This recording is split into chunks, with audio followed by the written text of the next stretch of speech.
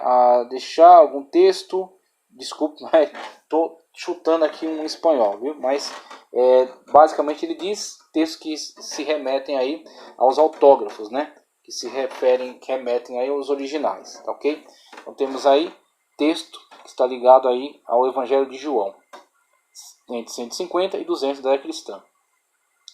Temos aí o Bodmer P66, 751 folhas com Lucas e João, escritos cerca de 200 depois de Cristo.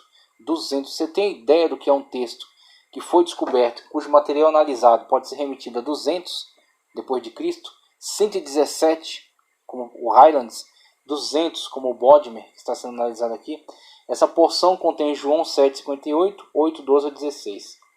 Aqui temos o Chester Bate, né, papiro P45, originalmente 220 folhas de papiro com os evangelhos e Atos, escritos na primeira parte, terceiro século depois de Cristo. Essa porção é de João 10, 7 a 25, terceiro século depois de Cristo, que é muito próximo dos originais. E aí, algo que eu discuti, que inclusive eu encerrei a palestra lá no São Jorge, com este quadro aqui apresentado, né, no Evidências, Novas Evidências, e que coloca de uma forma bem clara o nosso posicionamento em relação aos textos sagrados, tá, ok? Um posicionamento bíblico, um posicionamento correto. A visão incorreta: a igreja determina o cânon, a igreja mãe do cânon, a igreja magistrada do cânon, a igreja reguladora do cânon, a igreja juíza do cânon, a igreja senhora do cânon. Com esse tipo de posicionamento você tem a manipulação dos textos e o risco constante de heresias. Com a visão correta, você tem a igreja descobre o cânon, por isso toda pesquisa. A igreja é filha do cânon, por isso a obediência. A igreja é ministra do cânon, por isso o empenho na comunicação integral. A igreja é reconhecedora do cânon, por isso essa dedicação no estudo. A igreja é testemunha do cânon, por isso que ela se compromete com aquilo que está testificando. E a igreja é serva do cânon, por isso ela submete a Deus por meio dos textos sagrados que nos foram comunicados. Outro quadro que é apresentado também aqui no livro Evidências, né, Novas Evidências, que exige um veredito, você tem uma comparação, porque a alta crítica textual e outras escolas de crítica dos textos antigos, elas colocam um peso extraordinário sobre a análise que fazem da Bíblia Sagrada, do Novo Testamento. Só que se você analisasse com o mesmo critério outros textos da Antiguidade, esses textos sequer teriam o direito de figurar como de fato textos de autoridade, o texto de autenticidade comprovada. Porque você tem um lapso temporal e um número de cópias muito pequeno. Como por exemplo, texto de Homero, Ilíada, escrito original em 800 a.C., cópia mais antiga 400, o intervalo entre o texto original e a cópia mais antiga disponível é de 400 anos entre um e outro. Então, a possibilidade de haver uma alteração total desse texto é muito grande. Então, você tem essa cópia que é de 400 a.C. Você não tem como saber se ela de fato preserva, tá certo, de forma honesta o texto original, porque o lapso temporal é de 400 anos e o número de cópias é de 643 disponíveis. Heródoto, História de Heródoto, 480 a 425 é o texto original. O documento mais antigo é de 900. Temos um lapso temporal de 1350 anos e o número de cópias é apenas 8.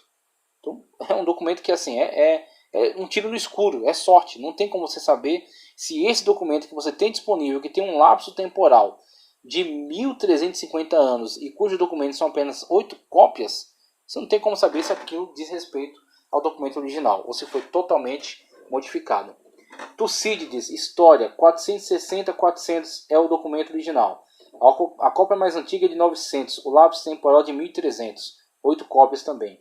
Platão, olha só, hein? Importantíssimo aqui, ó, filosofia grega, né? Base da nossa filosofia ocidental.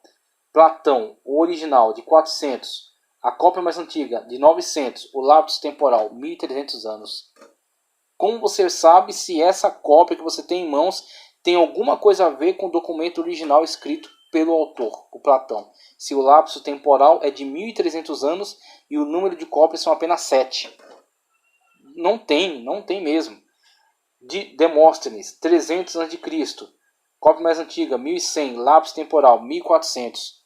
mais cópias, 200, mais um lapso temporal extraordinário. César, Guerras da Gália, a data original de 100 a 44, 100 a 44 a.C. Cópia mais antiga, 900, lapso temporal, 1000 anos, 10 cópias. Lívio, História de Roma, data original 59 a.C. ou 59 a 7 depois de Cristo. 59 antes a 7 depois. Cópia mais antiga, século IV, parcial, principalmente século X. Intervalo em anos, 400 ou 1000 de lapso temporal. Cópia, né? Uma parcial e 19 cópias. Temos aí esse documento, né? Que é fraco em comprovação de seus originais. Tácito, Anais, original de 100. A cópia mais antiga de 1100. O lapso temporal, 1000 anos de lapso temporal, só isso. 20 cópias, tá ok? Plínio, o Jovem, História Natural, 61 a 113 depois de Cristo. Cópia mais antiga, 850. Lapso temporal de 750 anos, 7 cópias. Agora veja o Novo Testamento. A extraordinária e esmagadora força de comprovação de documentos do Novo Testamento. Novo Testamento, ok? A autoria tem diversos autores que contribuíram, conforme foi apresentado ao longo da aula, né? Data original dos escritos entre 50 e 100, colocado aí, né? Cópia mais antiga, aí temos 114, fragmento, conforme foi apresentado aqueles fragmentos lá. 200, livro completo. 250, a maior parte do Novo Testamento, né? 325, Novo Testamento completo. Então temos aí essas gradações de documentos, desde fragmento até Novo Testamento completo. Fragmento, 50 anos como lapso temporal. Nenhum texto tem uma proximidade tão grande dos originais.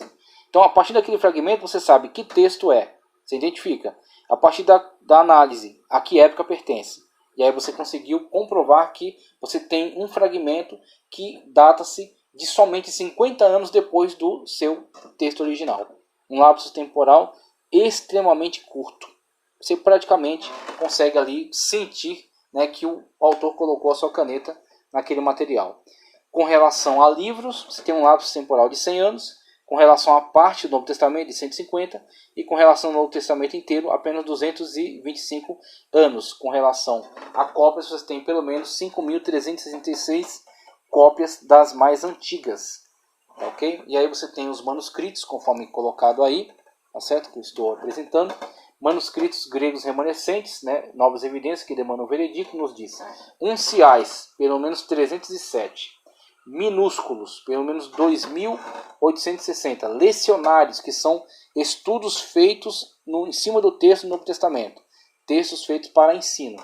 2.410. Papiros, 109. Subtotal, 5.686. Manuscritos em outras línguas. Agora vem as traduções, né? Vulgata Latina, 10.000. Etíope, 2.000. Eslavônio, 4.101. Armênio, 2.587. Versão siríaca Peshitta, 350.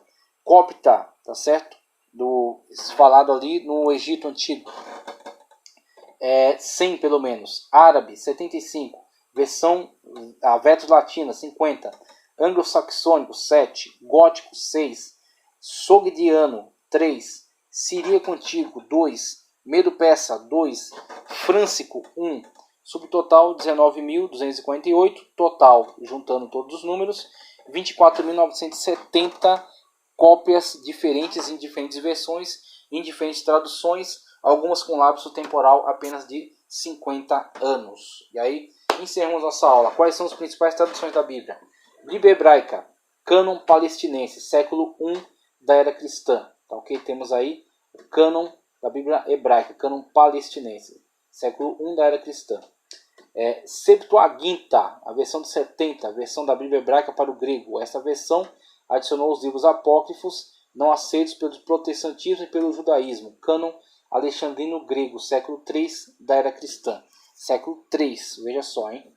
Vulgata, tradução do Antigo Testamento hebraico do Novo Testamento grego para o latim. Versão feita por São Jerônimo a pedido do Papa Damásio I, entre os séculos 4 e 5 depois de Cristo. Jerônimo não incluiu os livros apócrifos. Lutero, tradução alemã da Bíblia, feita por Martinho Lutero, e impressa em 1534, versão popular.